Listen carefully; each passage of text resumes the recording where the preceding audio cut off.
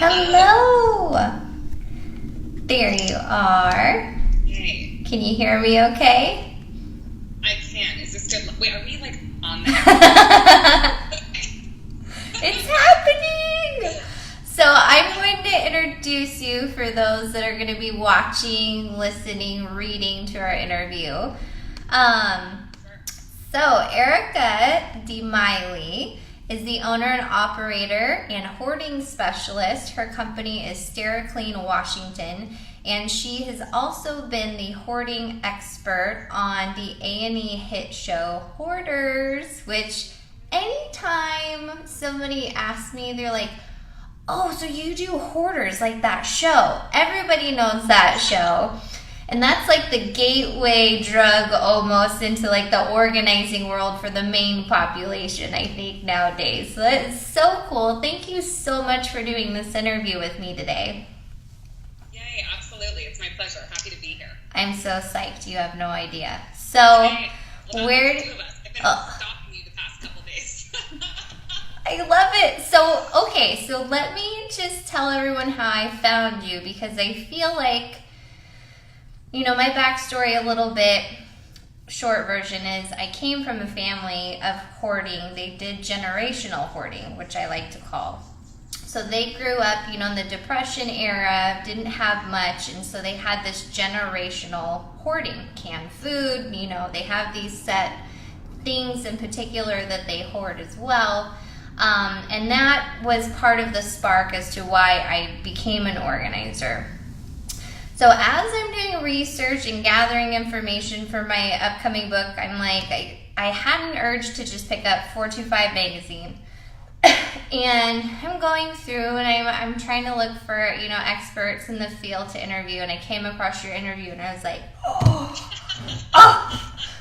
this is my local gal. She gets it. I watched your videos. I watched your clip on Hoarders. And there's so much I want to talk to you about. But one thing that you brought up in your 425 magazine article was that you really wanted to work in an industry that caters to the mindset. Can you explain to me a little bit what you meant by that? Yeah, I love that you saw that article. And that picture in front of that huge pile of trash was my idea. They were like, do you want us to like interview at your apartment? And I was like, no. And I was like, just channeling. And I was like, oh brilliant. my God, the dump. Yeah. Yes, it turned out awesome. So awesome. And you can probably identify with this because you are a professional organizer. Like, I have just always been extremely neat and organized. And so after high school, I did some nonprofit work overseas and was like in my, you know, late teens, early 20s, and was like, what do I want to do? Like, what is life about? And so then I found out about NAPO, the National Institute of Professional Organizers, which I know you're a member of or affiliated with. You were, but yeah. Became like a member of that chapter, and then just like knew and learned about this industry of people who like cater to this mindset of being organized and helping others launch into productivity in their home, and more importantly, their lives as well. Because as you know, like when you get organized, it's like your whole life avails itself to you in a new way because it doesn't seem so bleak. Like the clutter makes your life seem so bleak, and so when you get organized, it's like, oh my God, there's like life to live. So anyhow, that's what I meant by that there's like this industry that I now love. So I do, and I can relate to that a lot. It was like my first connection to home organization was I saw Peter Walsh at the time had the show Clean Sweep, and he was on Oprah, and it was like the massive light bulb of life went off in my head, and I'm like, that's it. Oh my gosh. And it just kind of went from there. And it is true. It takes a certain special soul to do what we do. And so that's why I loved in particular watching your videos, because I actually watched the segment where you're working with a gentleman who his home was filled with plants. Mm-hmm. And for people, I think on the outside, not familiar with the industry or the situation, it's easy to assume like, hey, you got a situation going on in there, you know. But what I noticed that I really want to shine a light on that sparked so much interest for me and you, watching that segment, you're in there, you're doing it with them, and you really have this moment with him where you connect with him. And you're kind of joking with him, and you can just really feel this people-heart connection. And I appreciated that so much, because oftentimes when I would watch Hoarders and other experts that are also from Washington, which I want to touch on, you know, they're just standing there, and they're like, oh, are you going to get rid of this? Or do, you know... And, like, that's not realistic. And watching you with people was so raw and realistic. And I really love that you had that heart connection with them. Yeah. Well, I mean, I feel like I say this all the time. You know, when we go, and you do the same, you go into strangers' homes, and it's such an honor. And I don't take that lightly. And I know you don't either. So it's like when we're a guest in people's homes and we treat ourselves as such, and we spend time gaining that rapport and that trust, I'm not just some chick coming in and telling some 60-year-old woman what to do with her hoard. She wouldn't listen to me. So I feel like it's super important and crucial, like when working with clients, you know, we crave that heart connection. I mean, that's such like a cheesy term, but it's true. Like we crave, like we're just humans. And what I always say to like my crew members and also my clients, like as humans, we're just trying not to suffer, period. So for a hoarder, for a person who hoards, whatever compulsion that they're giving into, or whatever ritual they do every day with their hoard, like it's just them trying not to suffer. And so that always resonates with them. And I know things I've done in my life, it's like we're all just trying to be happy. And so I think if we go in and treat humans as humans and not as clients, I mean, it kind of takes out that coldness that can come with sales. You know what I mean? Well, and I'm sure you find this as well, especially in your profession. I've never had to sell anything. It's just me and what I have to offer.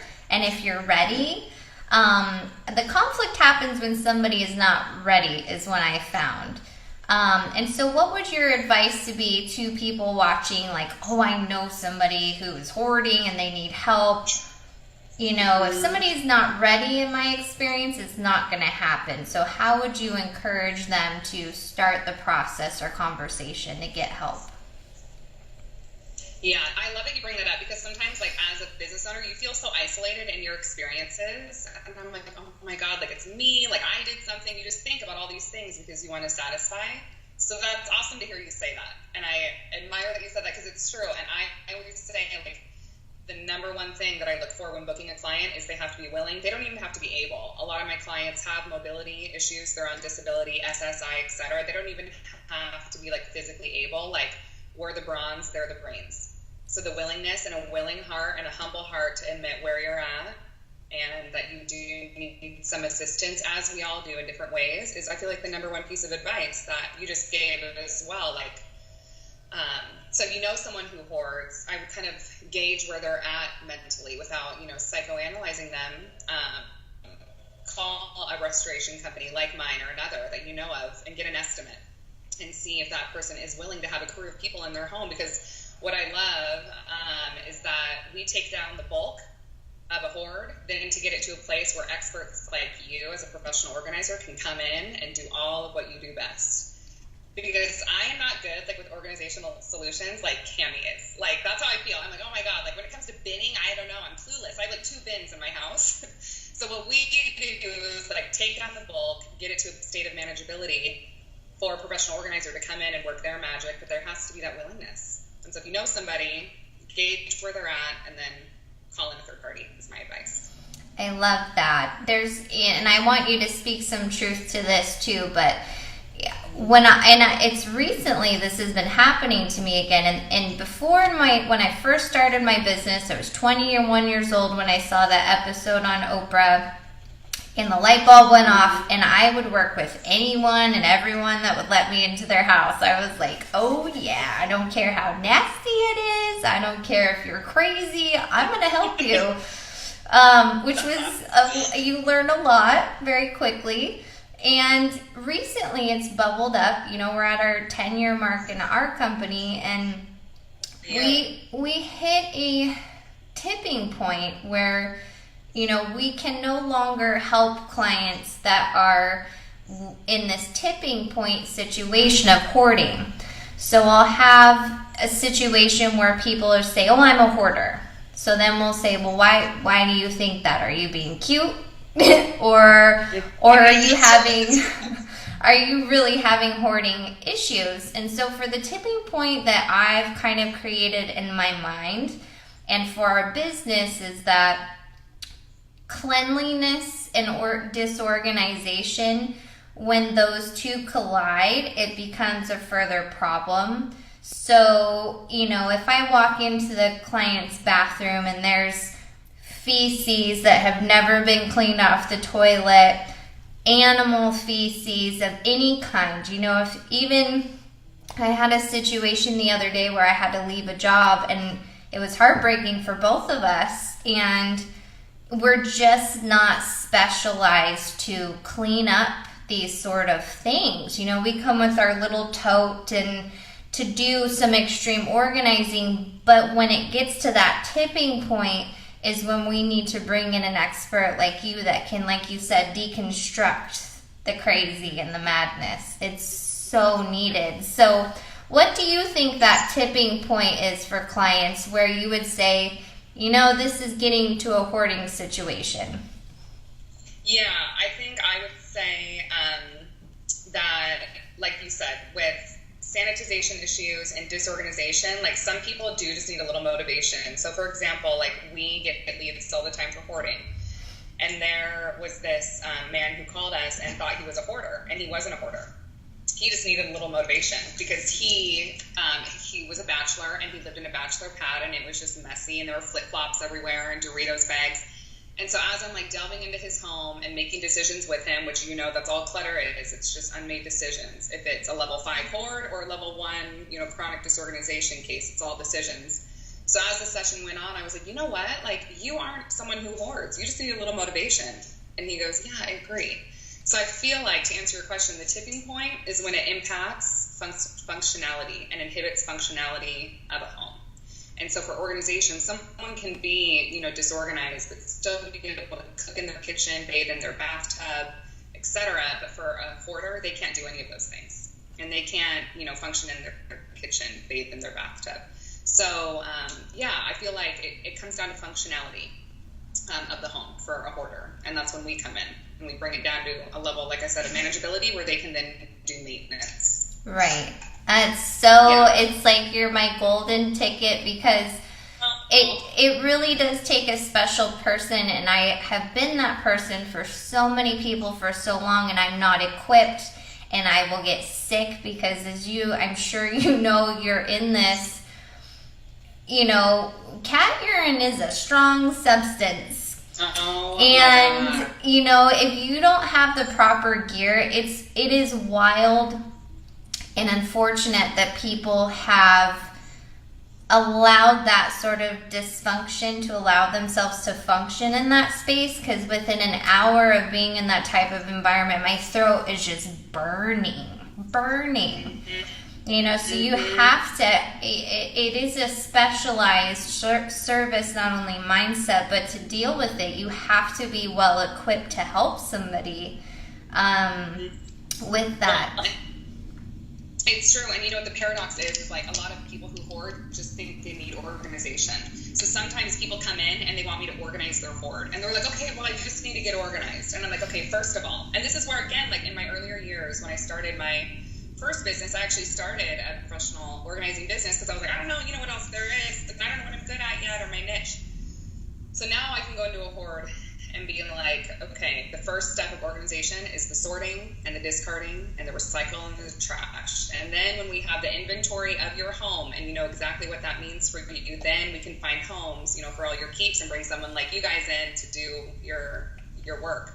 So it's sad, but it's also, I laugh to myself, I'm like, oh my God, a lot of these people think they need to get organized because that's what they read, like in the Peter Walshes, or they watch Oprah, or they watch whatever, and they think they just need organization, but really they need a level of care that there is, you know, specialized skill set for, and just tenured experience as well, working with chronically disorganized and people who hoard.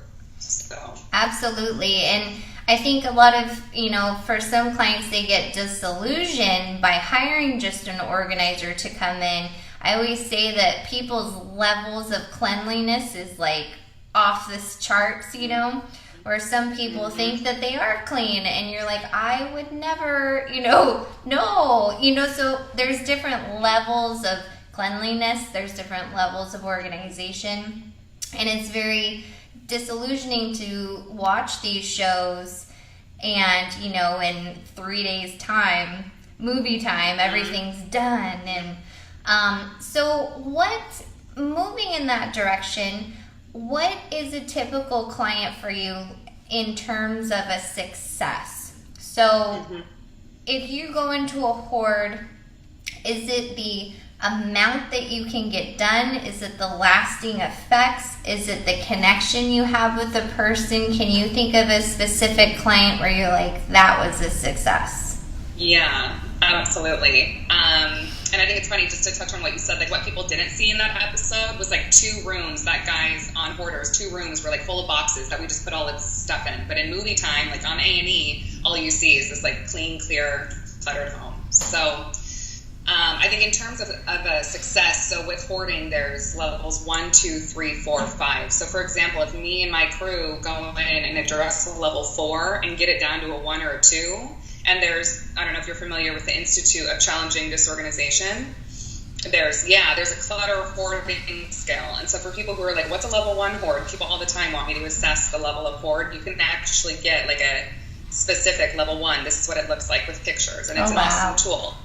Yeah, so if we get a 4 down to a 2, meaning if we clear out their bathroom and clean up any biohazard, and that's been a learning curve for me in itself. Like doing bio now, I'm like, what? Like everything my mom ever wanted for me. I know, right? Yeah. Hey girl, I just had to scrub a toilet. I've scrubbed several toilets that you don't even want to take a picture of, but I can tell you, and maybe you can relate to this too. I'm like, I didn't have to do that. I didn't have to scrub the toilet. I didn't have to scrub the shower. But man, when I did, the girl, my client cried. She hugs me, and you can't do the bigness without doing that. You know what I mean? Like I had to do that. It's true, and I'm not allowed to swear in here, but I'm like, that's like a badass move. I'm sorry. Like when I see people like going the extra mile, and especially like females like humbling themselves and like rolling up their sleeves and getting down, like it's so cool, because that's what I do. Like I don't prefer to clean up cat feces on a Tuesday, but I do. I'm not like better than that person. Right. We're all we're all a few decisions away from that. So anyhow, if we get a 4 down to a 2, like we restore functionality, that's a success. And I can think of several clients ever since doing Steri-Clean and getting out of organizing. I had to shift my brain. I'm like, oh my God, when I was an organizer, like you want things to look picture perfect, because that's what the client is expecting, the bins, the organization. So for me, it's been a learning curve as well to be like, you know what, like a success is having like items with like items, and then bringing a crew of professional organizing experts to come in and bin all of those and do the real aesthetics that blow them away ultimately. So we get this standardization part, the hazardous waste out, the hoard down to a level where it's just a few decisions for them, likes with likes, that's success. So it's not like Hoarders, every day isn't like a Hoarders episode. Right. Like it's not real, so. Well, and I love that too. And, yes, there are individuals who I always identify or really cling to the people, even if they are having that tipping point kind of hoarding. Usually I'll walk in the home and I'm just able to connect with that person and say, really get down to, are you going to make a change here? Or are you just hiring me it's cleanup time, and I'm not interested in that. And so I always, even if the job is, a scope that I usually wouldn't take, when I meet that person and they're like, I'm ready, I've been waiting to find somebody like you, I'm like, girl, game on, let's do this. So it is those, you know, I actually like the more disorganized because I can get in that mode and it's like the gear goes on and I know what to do to make that impact, you know, and working in this line of work like we do, it is life-changing, and especially in these situations that, yes, it seems unreal sometimes that, you know, the situation has allowed that you can't use your restroom or you're climbing on top of your bed, but it happens all the time. And not for everybody.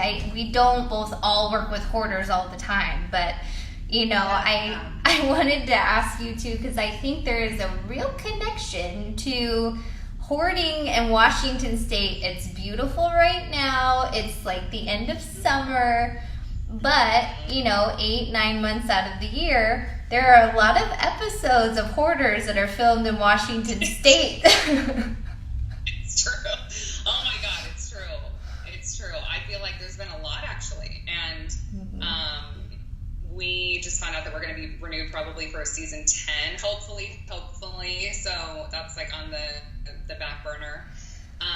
But yeah, I mean, I think touching on, you know, like what we do, and I love our slogan, restoring homes and lives, because I don't go into a home just to like fix the home and then like not have anything to do with the family. So I really love the restoring homes and lives, because for me, getting into the organizing industry in whatever capacity, I was like, God, this is such a unique line of work. And I know that you can agree. Like, I'm sure when you tell people what you do, besides like all of the 900 other things that you do, like writing books and breeding horses or whatever, or like whatever you do, right? Like, I bet you get that reaction, like, what? Like, what do you do? And you don't get that. Like, no other occupation, I feel like, gets in the way that we do. And sometimes if I don't want to have that conversation, I'm like, oh, I just work for a cleaning service. If I want to like fall asleep on a plane. But then sometimes I really love sparking up that conversation, because they're like, oh my God, I know somebody. Yeah. Or like, oh my God, my aunt, or like in your case, like my family. Like, so as far as like the ultimate success, I think is gaining trust. Well, not even with the client, but with like with a person. I mean, that is like just priceless. And like being able to get really real with them and report to them when I feel like they're keeping too much, but then be able to hug them at the end of the day and like validate them as a human, I feel like is our ultimate success. But then on the flip side, you know, there's been a lot of times where we've had clients too yell at me the entire time. And at one point I'm like, no, this is a boundary. Like, you aren't ready. And I'm happy to report to you that you aren't ready. And that's great that you want to change, but I can't help somebody who won't help themselves. So, and when I was new in the industry, I'm like, oh my God, I'm going to like change these people and it's going to be amazing. And that's not the case. Yeah. Because I know in my life, at the end of the day, I do what I wanted to do, and so do other people. And I've had to really learn that. Like, God, I can offer them resources and provide them with, I feel like, an invaluable service that not many people will do. But if they choose to regress and not take me up on those resources and how I expend myself for the people that I work for, there's nothing I can do. Yeah. So, but that's been hard, because I've had to end some client relationships, and you feel like a failure, and then you cry, and you eat ice cream, you drink some wine, and you're like, oh my God, I'm like, oh my God, I'm a loser, you know? But then you wake up the next morning and you're like, okay, not the right client for me. And the more you get, and you know this, you've been in the industry longer than I have, you get to choose your clients, and that's cool.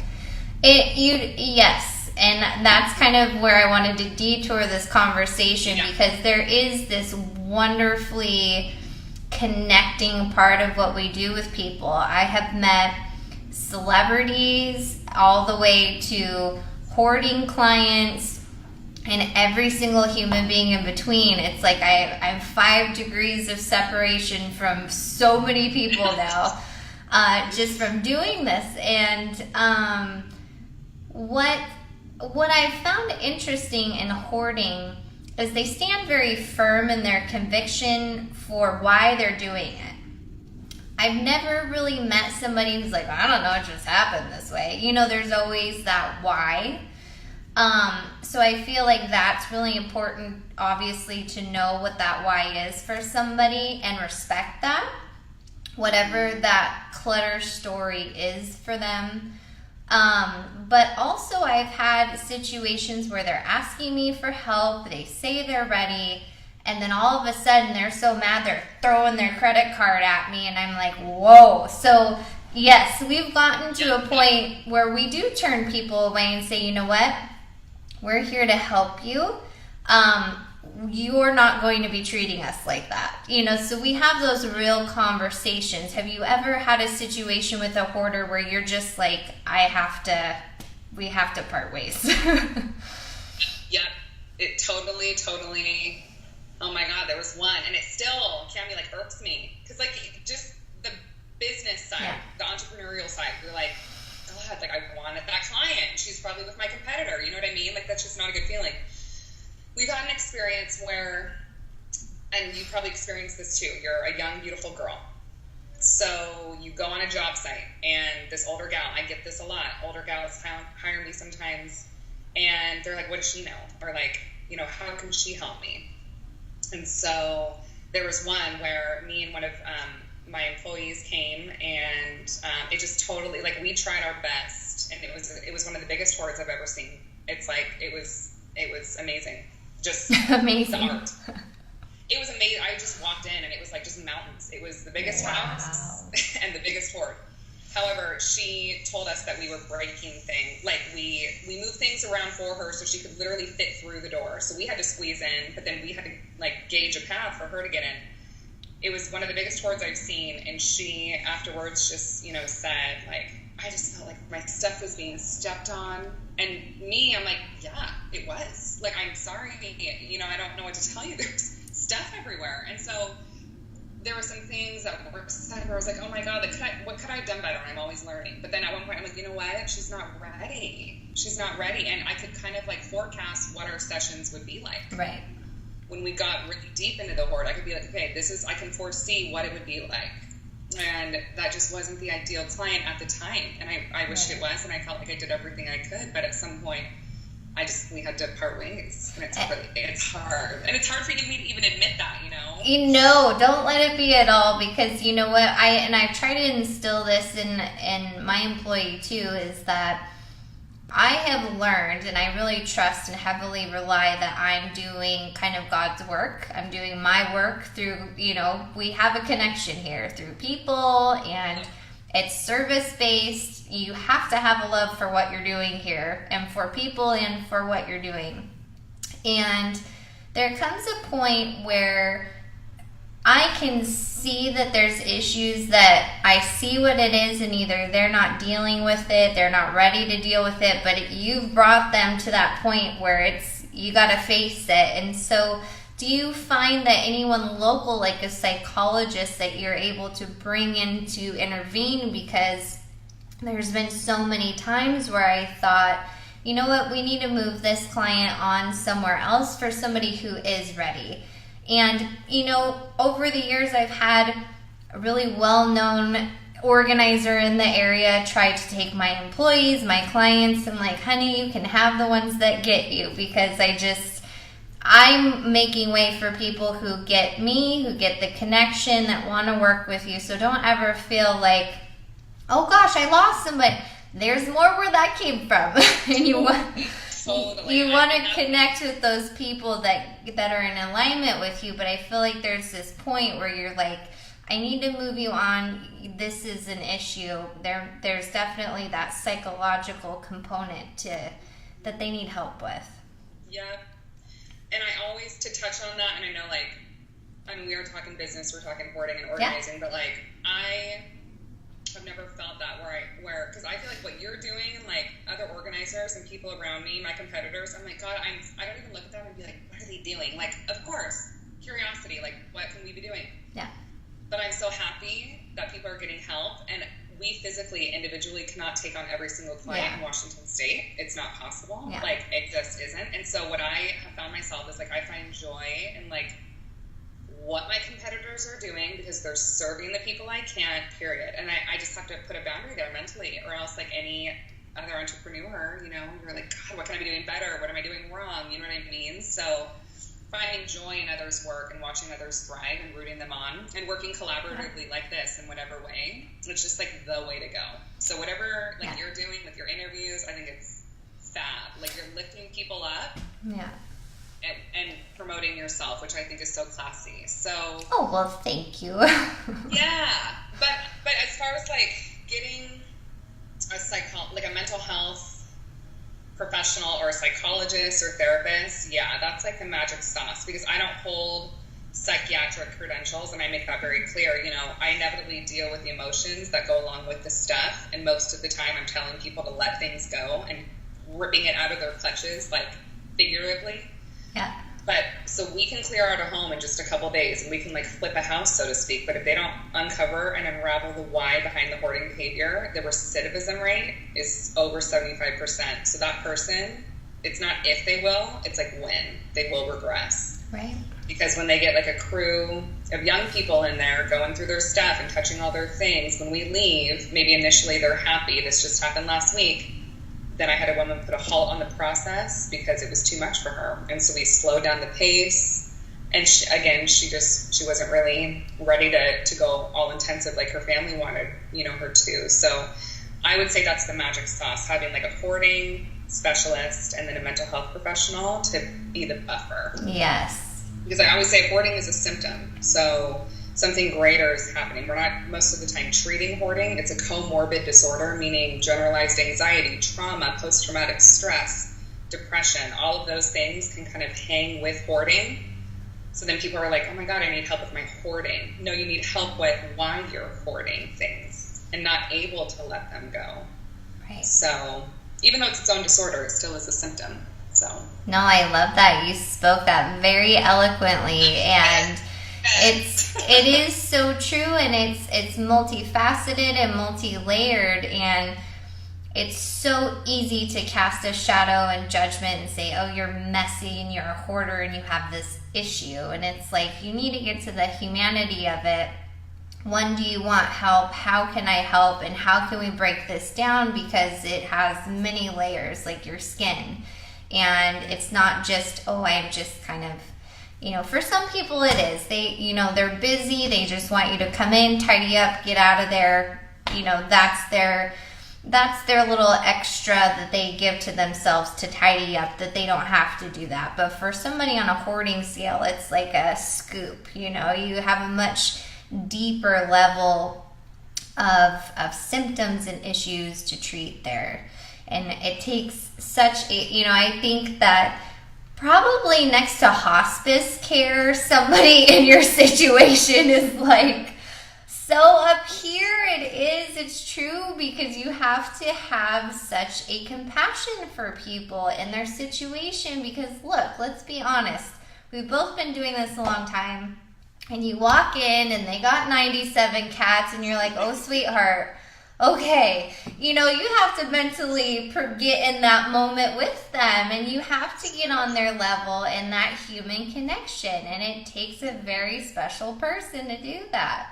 Yeah, well, and I don't even know, like, where I even, like, found this, but I'm always, like, if someone's like, okay, I'm embarrassed about this, or, oh, it's bad, or they're afraid to open a closet, or they're afraid to let me in, I'm like, okay, it's come as you are with us. And people love that, like, come as you are. Like, I know, like, when I go to a restaurant and I'm able to wear a baseball hat and my yoga pants, I'm like, ugh, you know? So I always tell people, like, let it all hang out. Yeah. Like, literally have been in a home with, like, 500 dolls, 500 plants, human waste everywhere. Like, I'm always in full PPE.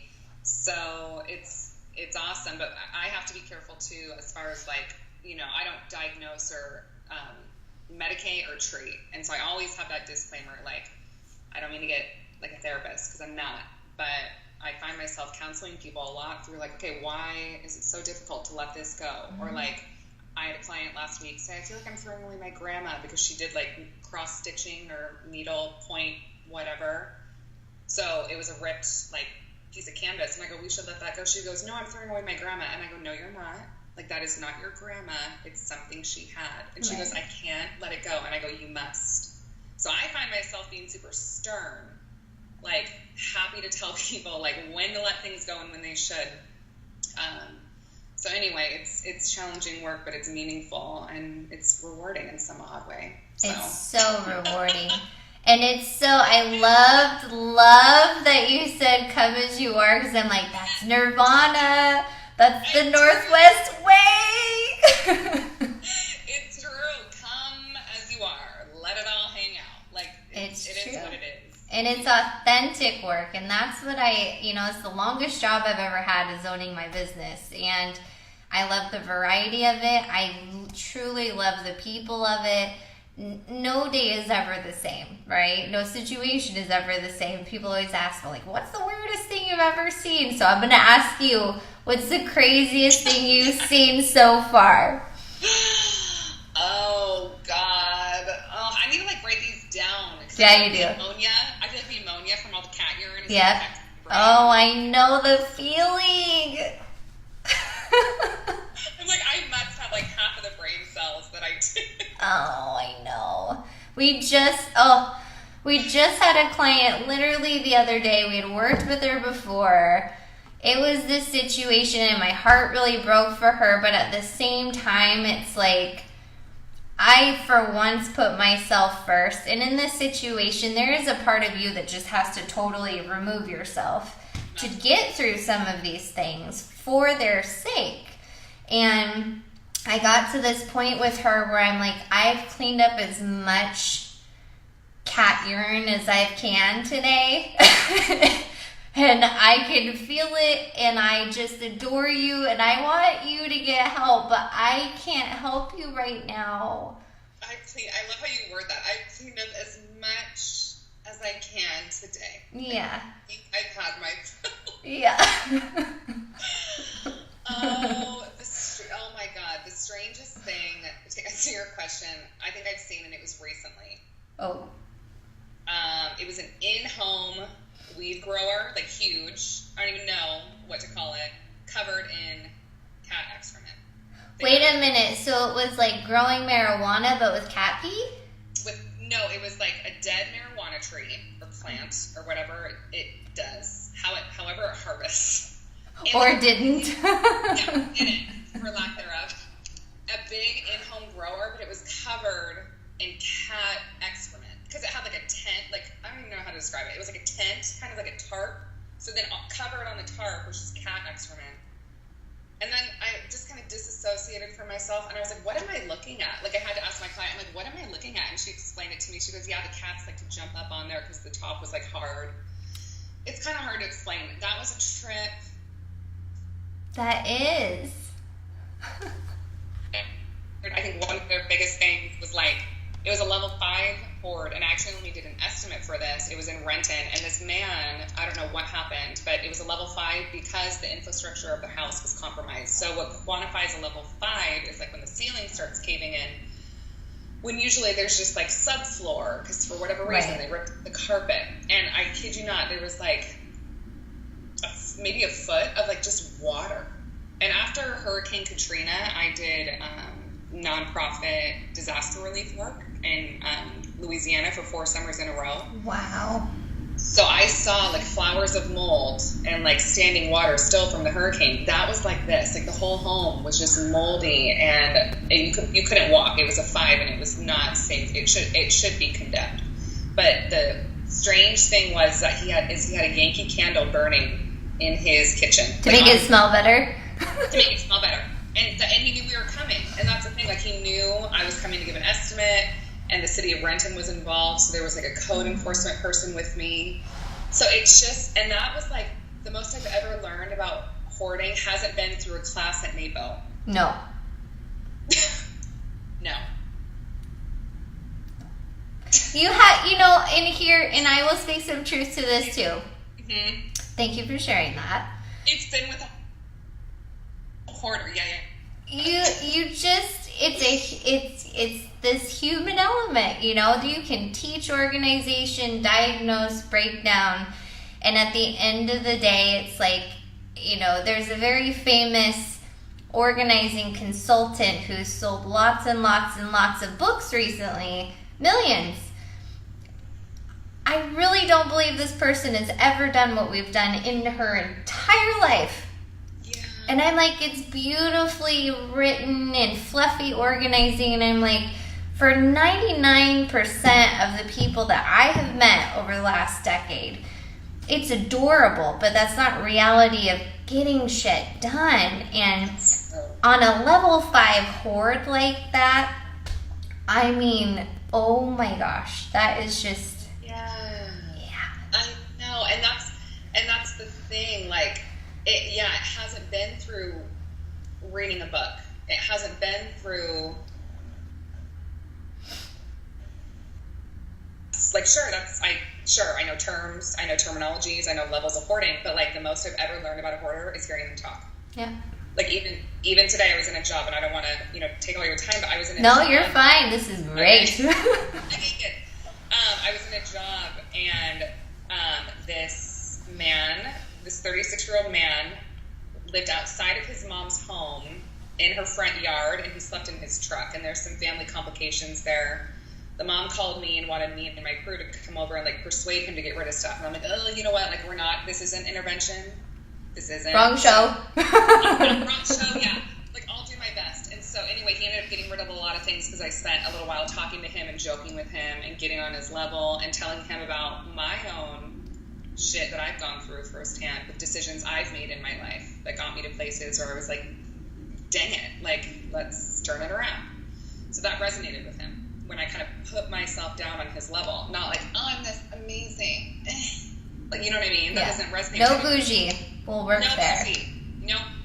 So, yeah. But anyhow, I learned a lot. And I was like, God, I was standing on the lawn. And he had like a compost bin and a trash and recycle. And I go, I'm in your kitchen right now, aren't I? And he goes, yeah. And I'm like, you're homeless outside of a home. And he goes, yeah. So that's why it's so hard for me to get rid of this stuff that looks like junk and yard debris.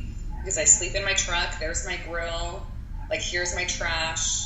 It was interesting. So, and I'm still like coming kind of down off of that this afternoon. Like, what is that situation? And how do I learn about him and how to help him? Can we help him? So the most I've learned about a hoarder, has been through like hearing them talk and like watching them look at stuff.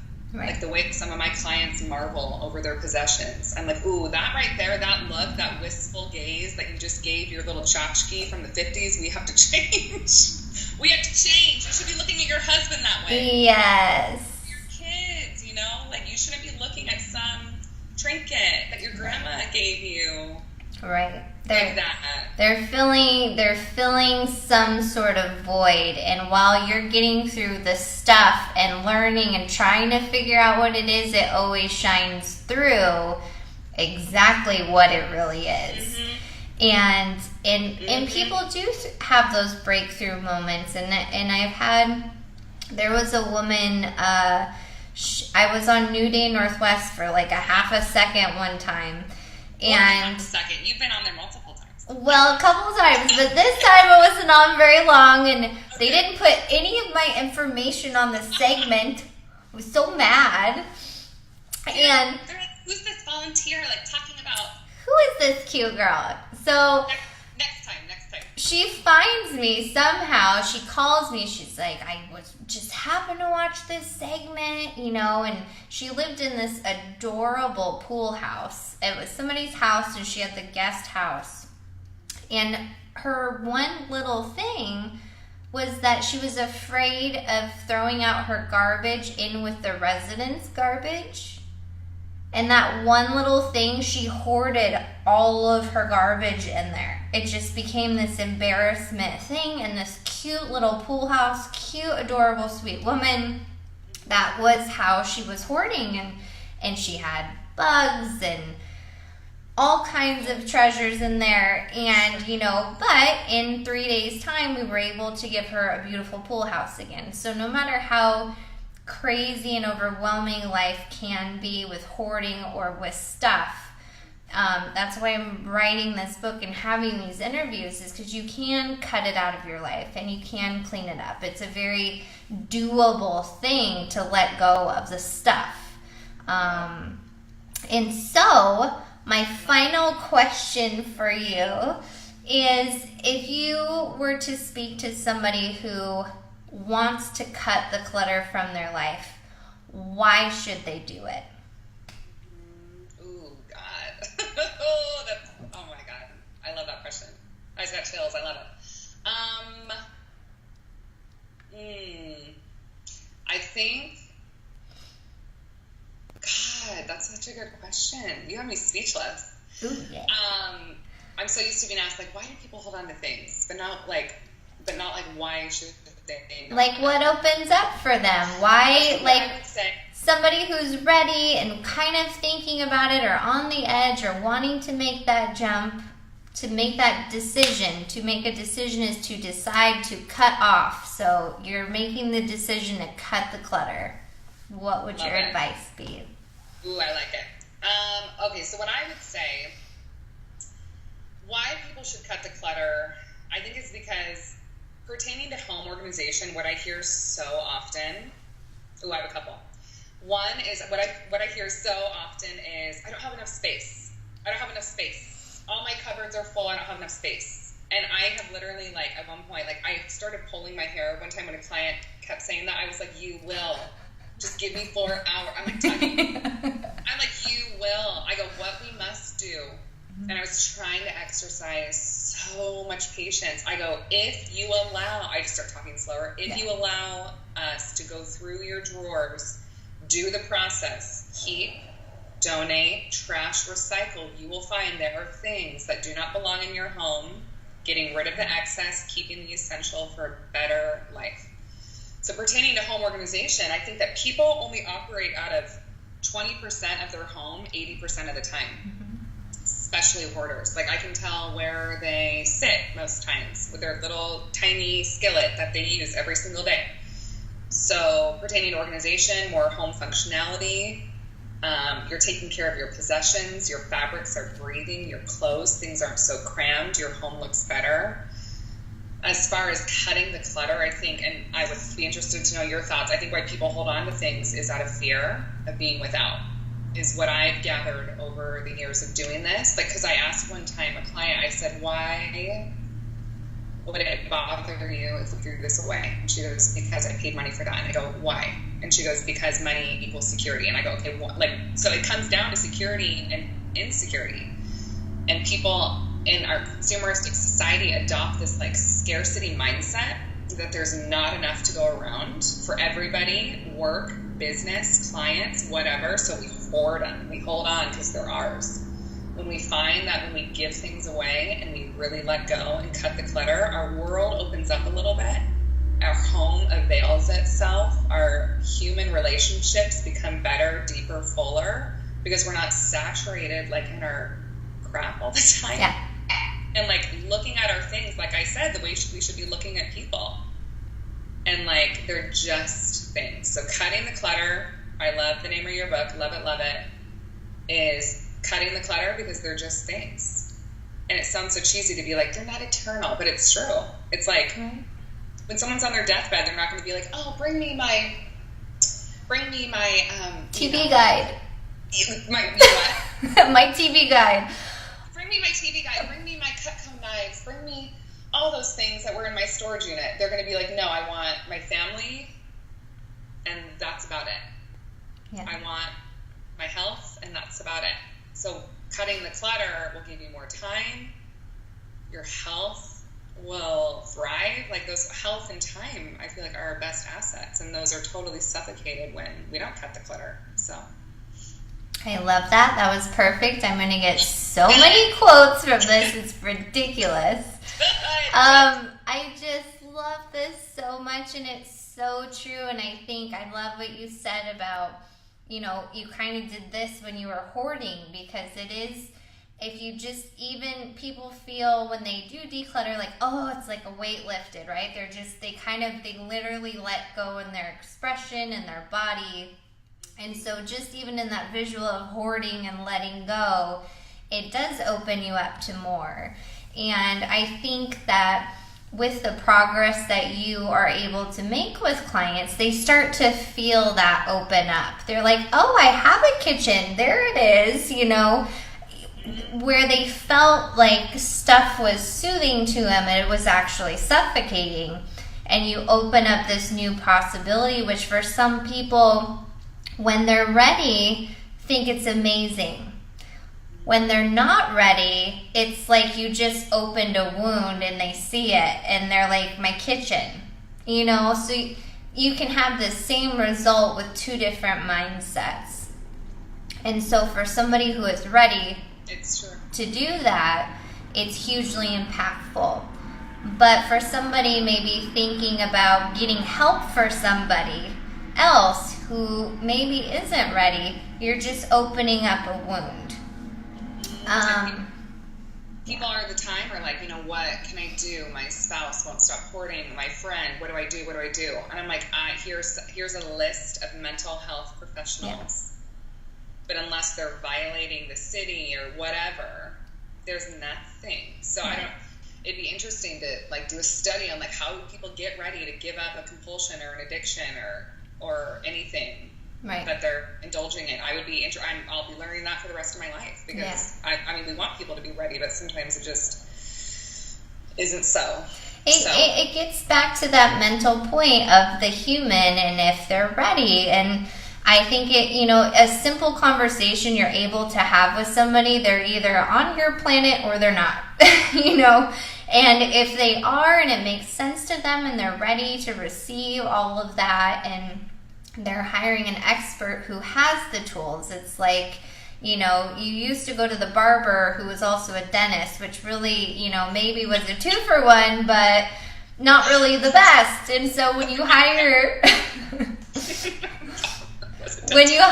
an expert to come in with these tools and situation and say, here is the situation, here's how we can make it better, here's the end result. And so I love everything that you had to offer, and I congratulate you on your appearance in this series because I loved that you were young. I loved that you were physically getting in there and doing the thing. And I also loved the interaction, how I could just see you look at this guy with the plants and he's looking at you like, yeah, I know, okay. And you're like, so can those go outside, those worms? And he's like, okay. Like you really just had this little moment with him that was adorable, and he was like, yep, you're right, they can go out, No, so. And I know, and it's so, again, like, it's so off-putting when someone's just barking orders to their crew. I find myself, like, I can't deal, because I'm in there. I think that hoarder shoot, like, for 4 days was the hardest I've ever worked. I mean, I was hurting. There was so much debris in the yard that wasn't even shown. I mean, it was really something. So for me, I'm like, God, we had so many of those moments, where we had that human interaction, that connection, and I love getting down. Like, I'm like, who wants to throw down with me? Because if I have to be on a job, like, I'm right there by my crew. Yeah. So likewise to you, I mean, you are, like, as far as I'm concerned, the hippest organizer in Seattle. I'm so glad I found you. Like I said, I stopped you the past 2 days. I'm like, ooh, this kid. Oh, I love it. I know. It's so funny, that picture you have on your wall. I actually have a tin of that with me. You do. Let me see if it's in here. I don't have it on me right now. It's in my car. But I love it. I was like, this girl's got it going on. I love it. Yeah. Well, and I think you really are, like, even just what I know about you thus far, like, I feel like you're setting the tone because, I feel like the demographic of this industry is like 40 and over, right? Ish. Yeah. Well, we'll just touch on this briefly, but when I first, had the bug, I was so wide-eyed. Like I said, I was 21, had no idea how to even spell the word entrepreneur, let alone figure any of that out. And so, of course, I first went to NAPO, went to the chapter, met this woman who was then the president and who then later tried to take my employees, which actually was a very good compliment, I think. But, it was just met with such a different force. And I think having our young, focused opinion on collaboration versus competition, because one, you get more shit done that way. Oh my God, it's true. Two, I don't want to work with everyone or for everybody. There's people who I connect with and there's people who don't. I have more of aggressive personality, so somebody who's a little older and more patient would be perfect for them. But I also know that there's a huge need from doing this for so long that people just want it done quickly. and to see you how you interact with people, and that you're physically in there doing it with them. I had always seen on these shows these organizers like standing there like this. Well, how do you feel about that? I'm like, that doesn't, how do you get anything done? You just cannot do that, you know? Oh my God, it's true. Like I'm always in there, and I forbid any of my crew members to cross their arms. So even if I don't have pockets, I'll I don't know, I'll just kind of let them, we will not cross our arms, because it just shows body language. I'm like, we are not to cross our arms. And like I said, you feel like a badass when you're like picking up lumber and tossing it into a dumpster. Like, I don't know, like a testosterone hormone. I'm like, it's awesome. You feel like a badass. And so I think it's cool to hustle. I think it's really cool to grind and work hard. I think that's awesome. And a lot of people are, smart business-wise and tech-wise, but people, I feel like, are scared of hard work. So that is true. And I have found days where I'm like, I would really just like to do the bougie for a minute, actually, because my throat hurts from all the cat pee. But at the same time, it's like, I listen to people complain about their jobs and their routine and this and that. And I'm like, but I gotta hug that woman today. And she cried and she opened herself up to me, and I truly made a difference today. That was just today. Mm-hmm. Let me compile that over a month. Let me build a decade of my life on that. And that is how I made my life. That is how I made my living. That is how I shared it with other people. Nobody can compete with that. Nobody can take that away from you. It is such a rounded life, fulfilling experience, whether you're scrubbing a toilet or you're organizing somebody's Gucci shoe room. It's you're giving somebody a gift that not a lot of people can connect with, and it does take a special person to do that. So totally well said. Well said. Thank you for having this time with me. I don't want it to end ever. I know, me too. I'm like, your poor listeners are like, all right, girls, wrap it up. Nope, not going to do it. But I will for now. And I'm so happy to have met you. This was such a great interview. I'm so excited to watch your full episode.